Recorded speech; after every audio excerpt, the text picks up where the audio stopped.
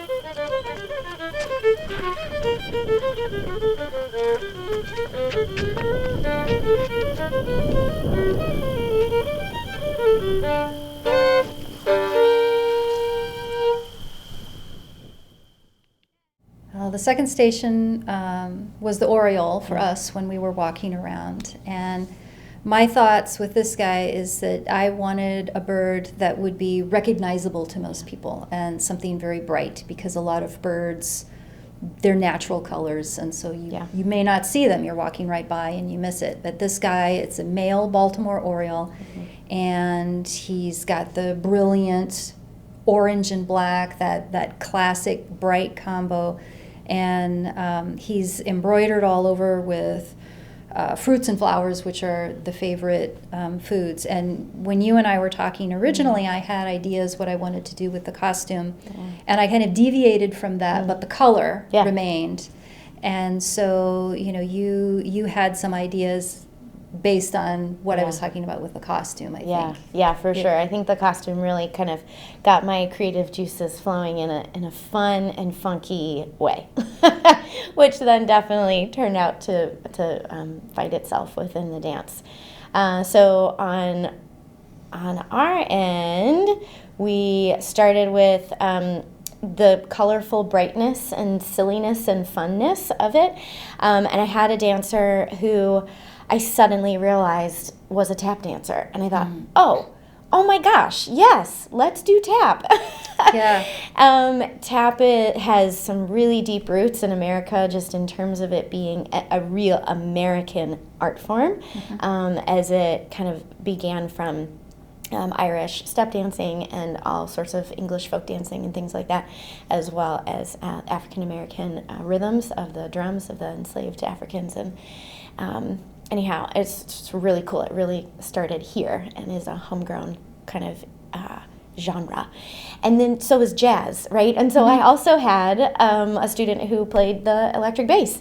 And I thought, man, what if we put those things together, and how funky and cool and fun and vibrant both of those art forms, in terms of music and dance, are anyway. And if we kind of kept going with that vibrancy.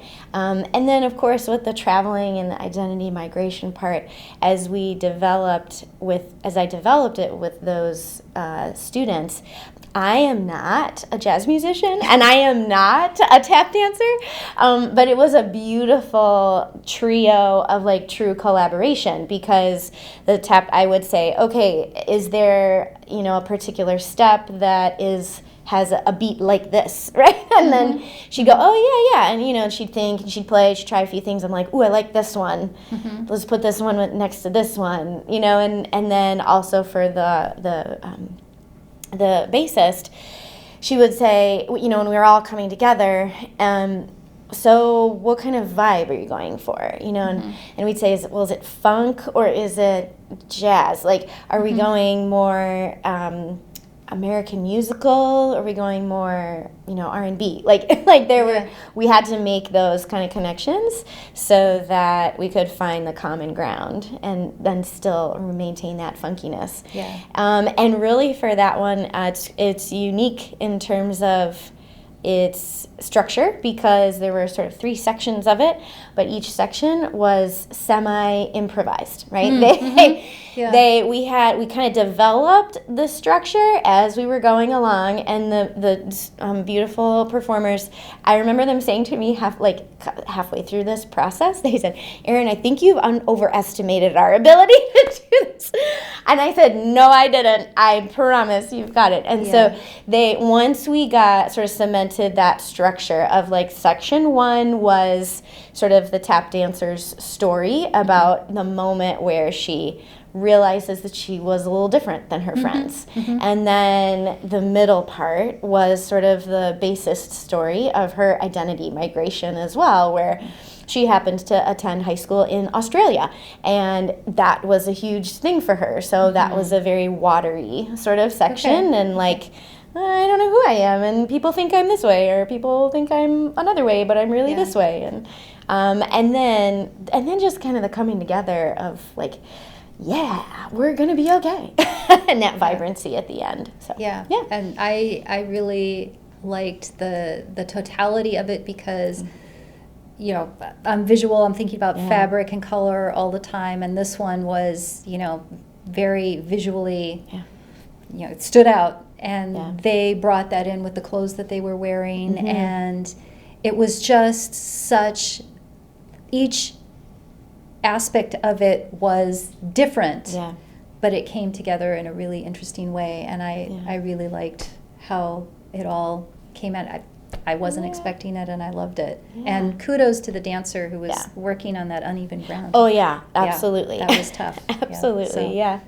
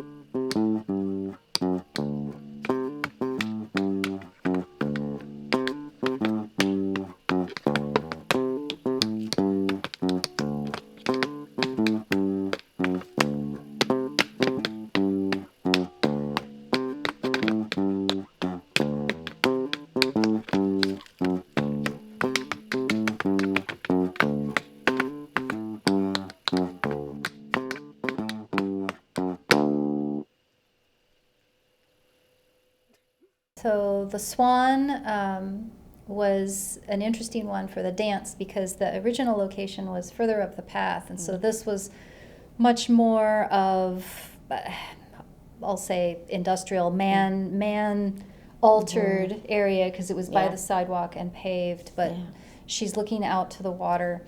And, you know, I was thinking about elegance and this combination of what people think of as the beauty of the swan, but also the messiness of the swan. And you and I had a lot of conversations about, you know, what it is to be a swan. Yeah. And I think you were intrigued by some of the things that I had to say. Yeah, absolutely. Well, one of the most interesting things to me that kind of got me going in another creative direction for the movement was the idea that we think, or the perception is that swans are mate for life. And you said, well, I will never forget it. You said, the genetics would tell us otherwise. And I was like, no, are you serious? And so I thought, gosh, isn't that funny? And I just started going on this idea of like, really, we put a mask up a lot of the time, like for who we are, whether we're at home, whether we're, you know, out in public. I mean, there's a persona of who people are, and then there is kind of what's going on underneath. And then I just kind of went to other directions with, you know, just people that I know that are super anxious underneath, but they present very calmly because they have learned that that's what they must do, you know, and or people who are very, very angry underneath, but are saying, no, everything's fine, you know. And I thought, man, it just in all the different layers and varieties that this idea of sort of masking comes in. And so I decided to dance that one. It was great. It was great. Yeah, and I cannot pinpoint the moment that I decided to do the costume I did, but at some point I thought, gosh, wouldn't that be fun if it was just it's my wedding dress. Yeah, remember you saying literally in my wedding dress. Yeah, and I was like, okay. Yeah, okay, and yeah, good. Oh, I think it was because of the bird's costume. It is a dress. It is a gown. Yes. And so this idea of white, I suppose, kind of of the swan. And I actually happened to get married outside in a garden as well. And so I thought to myself, man, my dress is really dirty. And so it really was. I never cleaned it until just after this show, actually. Yeah. And so I even took it out of the bag, and it was all like underneath was all dirty. And I thought, man, yeah, this is the swan-ish, you know. Yeah. And I am. I'm like a funny, sort of silly person most of the time. And I thought, wouldn't it be hilarious if there's this just beautiful statuesque thing that is moving, and then suddenly it's just silly. Yeah. People were not expecting that. No, yeah. And everybody laughed, and, you know, it was great because the personality of each of the stations is different. And so you're tapping into different emotions. Yes. But that surprise and that delight was fantastic to see that in the audience. Totally. Yeah. And I think, too, now that I am remembering, a lot of some of the things that you and I talked about was the sort of the humor in art. And that it's not often very visible in lots of art around, and in dance art too, right? In contemporary movement, it's all very serious and stern. And I have things to say about social, you know, all kinds of social things, which is great. We want that. We need that. But sometimes we need a little brevity. And so I enjoy choreographing things that are a little humorous, and so I thought, that would be an option for me to do. So I think it was good too for the audience to, you know, as they're strolling around and in the beautiful landscape of Riverlands at the sunset, and, you know, they're partaking in the experience, and then to have that bubbliness come up all of a sudden, it's just you could feel people loosen up. Yeah, totally. You know? And that was a perfect part of it, because it was just the totality of the human experience in this whole evening. Right. And I really liked that. Yeah. Thanks. Yeah, absolutely.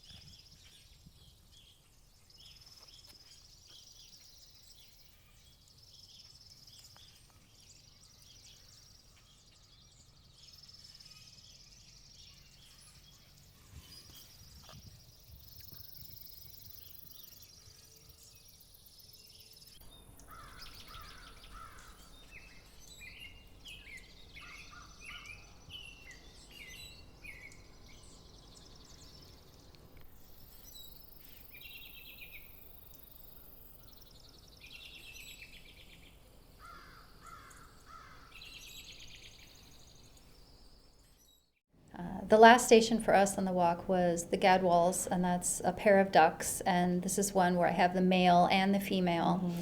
And so the colors represent what you would see in the ducks. And this one was a little bit different in that I just basically went with the colors and the patterns on the feathers because they're just such beautiful birds. Yeah. And so I was just going with that in the costumes, just so they have complementary circles. Yeah.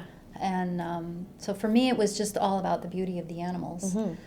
But you went someplace different. Yeah, yeah. Well, and I love your comment just now, the beauty of the animals. And I think that was something that definitely drew me in at first. I loved the circles. And I loved that both the male and the female have the circles. And I just, it started taking me as we started talking about identity, and I thought, gosh, that is a thing that a lot of college students, at least even right now, and people in general, and at any age, are just sort of thinking of gender identity and who they are, and coming to terms with things. And I loved that both the male and the female had circles. And I thought, yeah, well, why don't we do something like that? And so I just kind of kept thinking about it. But it really developed with the performer that I was working with as well. And I I was even hesitant to ask them. I said, okay, this is what this is about. How do you, like, yes, no, you know, and because I think it deserves a voice, right, within the human experience. And the dancer said, oh yeah, no, yeah, totally. That's a part of that performer's experience as well. And so, it was an opportunity to allow for individual voice even in that particular experience, and to work collaboratively. And so the development of the movement, it first started with the idea of really gendered movement, because that absolutely exists in Western dance culture. And as the performer and I sort of sat down and started talking about this, we made a list, like a literal, these are female movements, these are male movements, and we realized they were all balletic movement. And we thought, oh, well, doesn't that just say a thing? But, and so from there we got a short phrase. I made a short phrase that then we really both were like, it's fine. You know, I mean, both of us felt a little like, okay, what else are we going to do with this? And then I thought, oh, let's pull this apart, right? So we decided the phrase was the base, but then it was interspersed with an improvisational score that came from some prompts that I gave the dancer to write about. And then we talked about it, and the prompts were, what does it mean to be... oh boy, what does it mean to be both? What does it mean to be one? What does it mean to be other? And what does it mean to be neither? And the performers they loved those, and I was so inspired also by what they journaled, and then we came together, and I said, what you want to share with me, anything you want to share, you know, and from there it was a process about choice making and freedom, and both, always, and the beauty of that. And so, and then the circles brought me back to the crinoline that we used. I loved that. I thought, what am I going to put this dancer in? And I suddenly realized, well, we need to wear both kinds of things. Yeah. And that it needs to be the dancer's choice to when to on and off, or how to on and off. I did sort of say, okay, well, here, let's make sure we infuse this idea. Yeah. But how it was being done, and that was really intense. And so the circles, the crinoline, it brought me that idea of this sort of ever-evolving sense of identity, and that it's fluid, and that it moves, and that it's buoyant. I love always how windy it is here, because always windy. When it kept going, and the dancer was like, okay, so what do you want me to do? I said, you know what? I said, just I want you to feel the fluid, circular motion of what is happening, and just connect in with the nature and yourself, and I kind of we sort of talked about some levels here and there, and we gave the ending pose, but it was a beautiful development of and collaboration between that totally came from the fact that there were two and circles. Yeah. And, and the location was perfect because it's up on a hill. Yeah. And I really liked how the dancer utilized the clothing. It's almost like it was a partner in the dance. Yes, right. And I really enjoyed that. Yeah. And it's interesting to me talking to you about what you're thinking about when you go to each one of the stations and creating the dances, and your inspiration for the work and my inspiration for the work, and seeing the similarities and the differences, how they converge. And I think that's an important theme in art in general. It's like, because we all bring something different to it, right, and we all take something different away. Absolutely. And I think this was just a great experience for all of that and all those different combinations. Yeah, absolutely. And our own identities are now shifted slightly with having the experience of a creative experience when you work with somebody and you collaborate with them, and then when we bring in a musician, you bring in a dancer, they have their own too. And so it's just this beautiful continuous flow of exploring and unfolding. Yeah, of it kind of worked. Who we are. Yeah, It worked.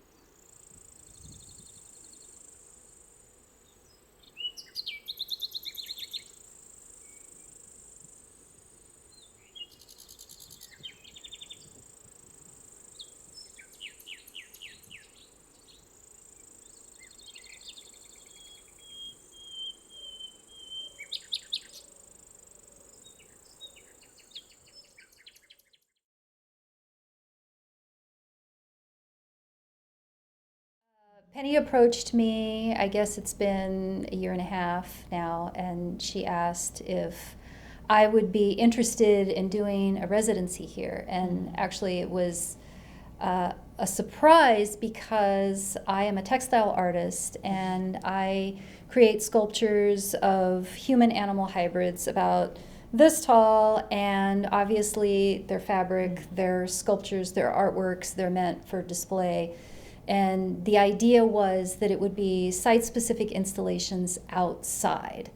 And so, you know, the first thing a textile artist thinks of is, ooh, fabric outside, weather, fading, rain, you know. And so we discussed it, and we kind of went around and around about it. And one of the things that's always been in the back of my mind is working with large armatures, which is something that some doll sculptors do, and of course stop motion animation people do. And so the interior of all of my sculptures have a steel armature with joints so that I can move them into whatever pose. And in fact, I posed some of them specifically for you. But then the idea was that they would just have clothing on the outside and it would be exposed to the elements. The installations would be temporary, maybe for 6 months, and the idea is that they would fade over time because that's nature, right? Nothing lasts forever, and that's part of what Riverlands is about, right? The changing seasons, birds come in, birds leave, things change, trees grow, grass falls down, that whole thing. So we went forward with the idea, and I decided to do 4 separate installations based on what birds would be coming in at a particular season. So I did a spring installation, and that had 6 species, and then this was the fall installation, so that would be birds that are coming in September and October, and then I'll do a winter one and a summer one next year. And the thing that's similar to my work is that these are human bodies with animal heads, and the idea there is that people perceive that sculptural unit differently than they would a sculpture of a human or a sculpture of a bird. And cultures all over the world throughout history have used this combination of human and animal in a variety of different ways to think about the things that we have in common with the animals, and also to perhaps bring out our qualities, the things that we admire or maybe dislike. And so I like that idea of engagement, that combination that we are more similar than we are different. And so the idea here was that I would have the installations out in different locations. The sculptures would be placed in a habitat similar to where the real birds would be found. And so the sculptures for the dances, it's a different location because we were having people walking around, and obviously your dancers can't be dancing in the middle of a field. I guess they could, but so part of the thing for me with my original installations is that the sculptures would be semi-hidden. Most of the time birds in nature are not brightly colored, or maybe if they are, it's just one of the genders that's brightly colored. And so this idea to me of having these habitats where you're walking along a path and then you see something and it's like, oh, what is that? And you go in and you have a look, and then seeing something unexpected, because they're very different from anything else. There's an aspect of quirkiness, of fantasy, of maybe some childlike storiness there to them, and I, at first, years ago, that used to bother me a lot. And now it's just like, okay, this is what it is. And so I made the realization a few years back that, people are going to interpret it in so many different ways. And I have no control over that. I have no control over what they are thinking. I mean, I have a little, but not very much. So I just wanted to control what I could, which was the colors and the patterns of the costumes, since I wanted to replicate what the birds actually have. And I also wanted to have something that's, if people saw it and they are enough of a birder, they would say, oh, well, that has gray on the chest and yellow on the sleeves, and then there's an orange band here, and that's, an XYZ warbler. Right? That if you are knowledgeable enough or maybe interested enough, then you could go in and you could look and you could figure out what that was. But some people I knew would just walk right by, or they would see it and they would say, oh, look at that funny thing. So one of the ideas with the totality of the project was that people would come, they would see something different, and it would cause them to think about nature and the birds and the purpose of Riverlands in a different way. And I've come out a few times, and I've watched people interact. We've had events out here, and then sometimes I'll come and I'll just watch on a slow day. And it's interesting because kids always see them. Oh, yeah. Always. Totally. And teenagers, 90% of the time, and they're taking the selfies, Yeah. and it's great to see. But adults, Yeah. just walk right by. Yeah. I mean, some do. Some do look, and then they'll come and talk to you about it. But there's something that happens to us after our teen years with this closed offedness. Yeah. And even something as different and bizarre as a 3-foot, brightly colored human bird hybrid in a field, and it's just like they just walk right by. Yeah.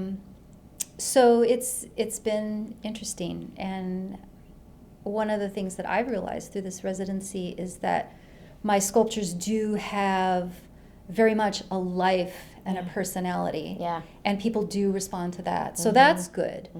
And that's something that we wanted. We wanted people to come in and see them and then create a unique memory and some sort of personal narrative about what they saw. Because often they come to Riverlands and they're looking for the swans, or they're looking at the eagles in the wintertime. And yep, I came in, I saw 15 eagles, and then we left and we went and had lunch. And right, but then, oh, well, I saw this sculpture and it was dressed in this thing, and it was, it was posed, and I don't know what it was. And that's a whole conversation which creates a strong memory, which was another thing that we wanted with these artworks, so that it was something different that people would remember. Yeah. So it's been an evolving process, and I've enjoyed it a lot. It's taken me in a lot of different places, but that's good. That's what an artist residency is about, right? So you come in thinking it's going to be one thing, and you come out the other end, and it was something completely different. Yeah. Part of my expertise in choreographically is site-specific work, and so I love it, and the kind of emotional connection that you're talking about, Alana, is often something that people feel when they see movement in a space as well. What you're also saying about the difference between the kids and the teenagers and then the adults, just kind of swoosh, they go by. I think for me that's also part of the power of the site-specific dancing work, because when there's a body there, it's a little harder to ignore. And and the body is moving, and the body is 80% of our communication is nonverbal, right? like the body is speaking something to the people, as what in coordination with the visual artwork that is also speaking to the people. It just ignites, as you're saying, this additional memory, this additional emotional response to the nature in which they are standing in. And it allows them to kind of have an unforgettable moment. And so that is, part of why I like to do site-specific dance too, to bring some awareness back to wherever it is we're standing. I've done some things out at the Principia College. We did a dance production that was site-specific as well, and people still are like, wow, I remember that moment, with the sun and the bluff and the this and the that, and then there's site-specific things I've done for Halloween, in creepy buildings, and it's oh yeah, I was totally creeped out, and then another thing, my master's thesis performance was in Alton at the Post, had to do with, it's been a minute since I talked about that. What was that? Well, that was when Penny first saw my site-specific choreography. And so Penny has called me ever since. And that work was about social change, communication, and censorship. And it had a lot to do with the history of African Americans in Alton, and of which there is such a deep history, and people had no idea. People came to the show, and to that particular show, and said, I've grown up in Alton my whole life. I didn't know any of that. And I was like, whoa, okay. And then there were other people of other cultures who'd grown up in Alton and said, yeah, my grandma would talk about that. Oh. Or my parent would talk about that. Yeah. So this idea that site-specific artwork, whether it's visual Mhm. or movement-based or music even, it really allows humans to kind of wake up again. Yeah. It's like, oh wait, Yeah. what are we doing here? Like, yeah. You have to startle them Yeah. out of the everyday, Yeah. which is kind of unfortunate, I think. But Indeed, yeah. Well, which is why art must live in our souls and in our communities Yeah. to continue to get us going and in action, and Yeah. not just stationary and sedentary in our Yeah. our day-to-day, the monotony of some of those I of agree. those tasks. Yeah. Yeah. Yeah. One of the things that people always tell me, well, not always, but I hear it often, people tell me often that your work is so different. I've Yeah. never seen anything like that. Mm. And I think that is kind of that startled response, right? Yeah. That they see it and then, whoop, they have to go back Mhm. and look at it more closely. They have to Mhm. pay attention, Yes. right? Yeah. It's like, you're driving to work and you drive the same route every day, Yeah. and, you arrive and you have no clue what happened in the last 15 minutes. Right. Yeah. And Exactly. wait a Yeah. minute, there's this weird sculpture, or there was this guy dancing in the middle of the road, and Yeah. it's, Yeah. that's what the art is. Mhm. It's that thing to snap you out of the everyday. Yeah, yeah, Yeah. absolutely. Yeah. And to bring us into the beauty of the humanity of what it is that we are doing every day. Yeah. It's a thing to move from point A to point B. Yeah. It takes a lot of us sometimes. Yeah. And one of the things for me is, not just stopping and looking at it, Yeah. but what do you think about it? Yes, right. What does it remind you of? Yeah. And one of the themes of my work is Yeah. that we are the same as the animals. We Yeah. are animals. Yeah, yeah, And the focus here at Riverlands is birds. yeah, But, they have all the same needs as we do, yeah, right? They eat, they raise families. yeah. And here we're talking about migration. They move, they travel Right. around. Yeah. And so, all of those, and we talked about that when we were first Yes, yeah. talking about the dances is, Yeah. if you're going on a trip, what do you need? Mm-hmm, mm-hmm. And Yeah. people don't think about that. They think that nature is somehow separate and different, Right, right. but it's not. Yeah. It's all the same, and we exist as part of it. We are within it. Yeah, exactly. And so yeah. hopefully people get a little bit of that Yeah. from what we're doing here. Yeah, absolutely. That connection between the nature and the human nature, Mm. and is a place that grounds us when we kind of understand who we are and where we are and how we're moving.